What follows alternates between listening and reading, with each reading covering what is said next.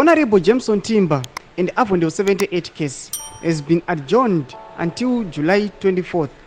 Muri Zimbabwe azviperi mushe inoda kuti vanhu vakaona kwakabera kuda kunzwa kuti aiwa Jameson Timber ruling yake chazonzi kuti asi pane chiitiko cheawkward chaitika mzaura nhasi andapinda mashoka budanyuka pana gift osalo siziba noti bosubscribe oleke kuti na on the bell icon kuti anyara achiti note that the court session commenced at 8:30 a.m. morning earlier than previously scheduled at 11 a.m.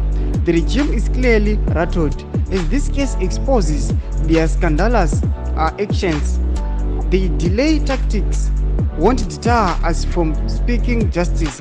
#free Avondale 78.